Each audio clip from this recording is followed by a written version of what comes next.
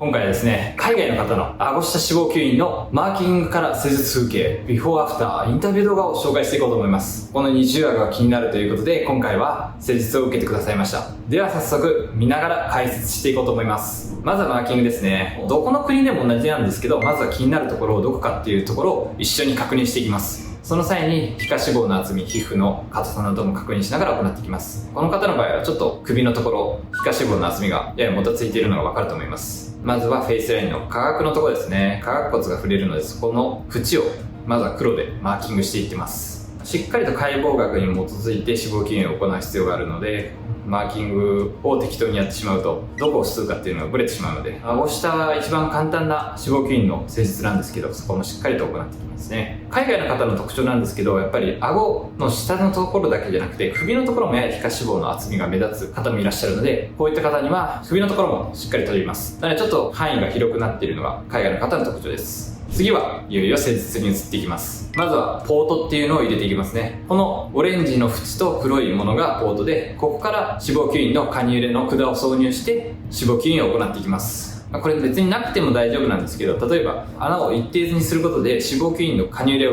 前後したり横に動かした時に穴が広がってしまうことがあるんですけど、ポートを入れておくことで傷がそこまで開かずに、あと傷跡も綺麗になりますね。なのでこのポート結構重要な働きをしてくれています。まずはこれをしっかりつけて脂肪吸引を行う前段階の準備をしていってます。次は致命線定義ですね。これが麻酔ですね。エピネフリンも入ってるっていうのを毎回言ってるんですけど、エピネフリンは血管収縮作用があるので止血作用もありますね。どうしてもこの時が一番痛いとは思うんですけど、ゲストの方は寝てもらってるので起きた時は痛みはありません。ただやっぱり鎮静だけなので動きます。次にベーザーを行っていきます。ベーザーっていうのは超音波の熱を利用して硬い脂肪細胞を柔らかくする作業のことを言います。やっぱり日本人と比べて海外の方だと皮下脂肪が厚かったり皮膚が厚かったりして結構硬い脂肪の人がいるんですよね。そういった場合にしっかりこのベーザーの熱を加えてあげて柔らかくしてあげることで均一に脂肪を吸引することができて、術後の仕上がりも満足度の高いものにしていくことができます。なのでこの脂肪吸引の時にベーザーをかけるという処置は決して無駄なことではないですね。吸引に移っていきます。しっかりと吸引していき、まんべんなく吸っていきます。先ほど言ったように皮下脂肪結構厚みあるんですよね。なので本当に念入りにしっかりと吸引を行っていってます。このカニューレの管なんですけど 3mm と 2mm のものを使い分けて行っているんですけど、海外の人だと結構大きいので 3mm でしっかり吸って、日本人の場合でもほとんど 3mm のやつだけで行って脂肪を吸っています。よく大手の美容外科とかでやっている脂肪吸引注射っていうのは、2mm のやつを使う感じですね。結構硬いので時々麻酔を巻きながら行っていっています。さあ次は首の糸リフトですね。これ結構珍しい、やってるとこ少ないんですけど、首のところにも糸リフトを入れてあげることによってさらにこの顎の下のところをキュッと引き締める効果があります。顎と首の角度を105度から120度の理想の角度にすることが大事なので、そこを意識して首の糸リフトで締め上げてあげることでより綺麗なフェイスライン、顎下の角度を作っていくことが可能ですね。最初は2本から入れれるので、多い人だと4本入れるんですけど2本だけ入れてます。結構苦戦してる感じがあると思うんですけど、結構本当にやっぱり日本人と違って硬いんですよね。なので糸リフト入れる時も結構苦労しますね。皮膚が硬い人っていうのはかなり慎重に脂肪吸引をやる必要があるんですけど、この方の場合顎下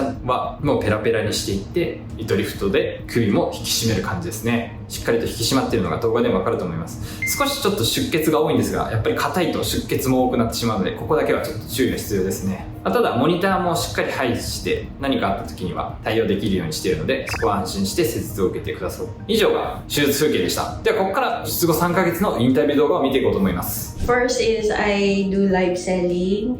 So every time I was in front of the camera, so my double chin is outstanding. And also my chubby face. So I don't like.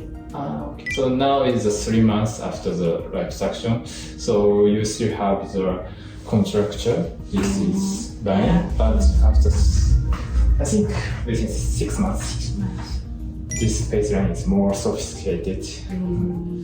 You look forward to see that. Yeah.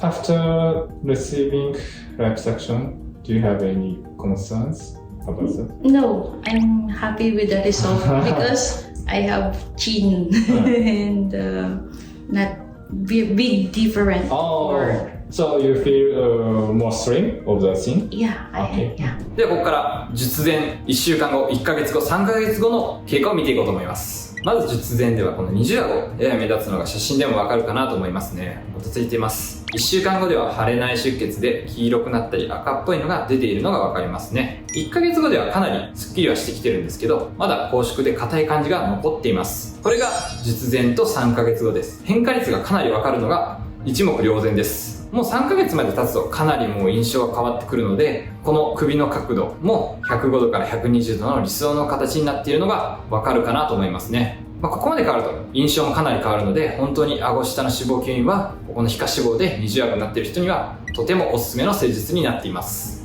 今回は海外の方の顎下脂肪吸引のリアルを紹介していきました。今後も脂肪吸引の動画は投稿していこうと思うので、よかったらチャンネル登録といいねよろしくお願いします。それでは。